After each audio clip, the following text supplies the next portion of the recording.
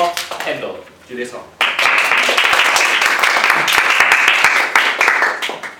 Good evening, fellow Toastmasters and guests. Good evening! Now, in the past, Japan was divided into different kingdoms, and in these different kingdoms, there were warriors named samurais. Now, these samurais would go into battle and war in order to conquer all of Japan. Kendo took all these different fighting styles from all these kingdoms to develop its own form of martial arts.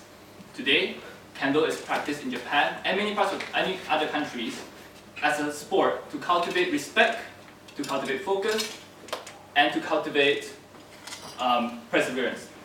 Now, in Kendo, when I first joined the Kendo club, the first thing that I remember the most was my senior telling me this: Kendo is not for self-defense. Kendo is an attack sport where your goal is to defeat your opponents with one strike.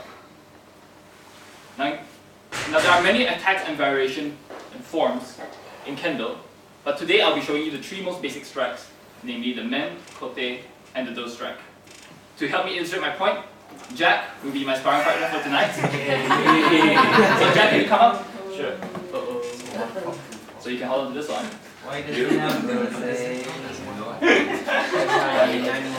So the first and most basic strike that we learn in Kendo is called the man strike, the head strike.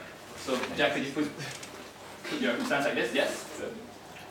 So this is the most basic form and the most simplest attack that we can learn, because once you succeed, it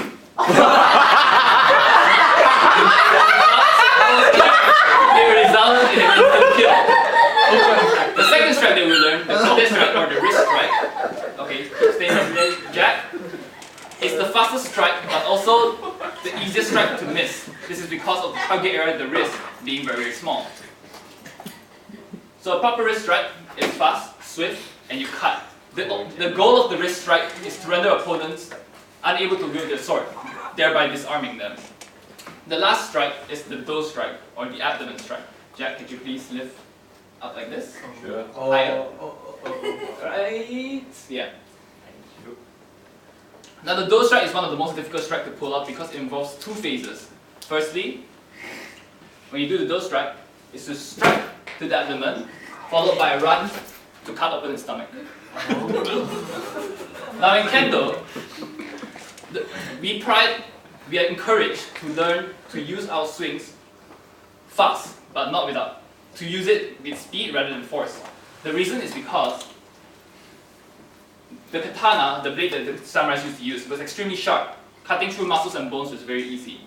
But also because if you were to swing too strongly, for instance, if I were to do the men strike, and if I were to miss, then it would leave my head exposed for an attack. The same goes for the kote strike. If I were to miss, it would leave my wrist exposed and Jack would be able to hit it. And lastly, the do strike. If you were to overswing, you would lose your stance, you wouldn't be able to run properly, and it leaves my head exposed as well for another attack. Thank you, Jack. You can return to your seat now.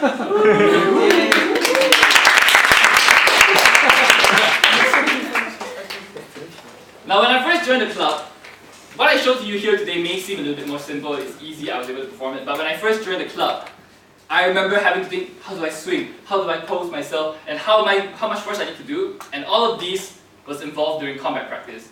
So imagine having to think of all those strikes, how to do it and where to hit, while having to make a split decision between victory or defeat. The result in every session was a black and blue colored juju boy.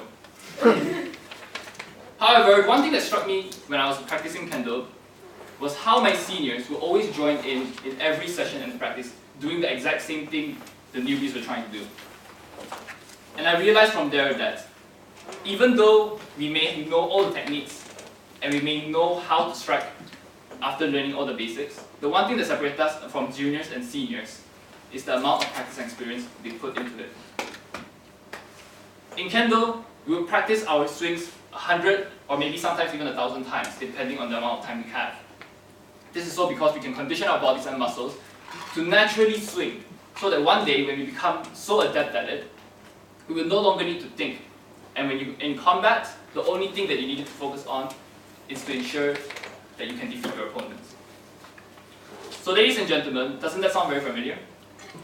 In life, when we start off doing something, whether it's writing a speech, driving a car, or maybe drawing, we're all messy and awkward at one point. Some may be better than others, some may be more talented, but we all had the same beginnings. And the one thing that separated us then and now is practice and experience. So whether or not we had to do 100 swings or 1,000 swings, let us all strive to better ourselves, to keep on practicing, and so that one day we can reach our desired goal of becoming good at what we do. And with that, thank you Toastmaster team, back to you.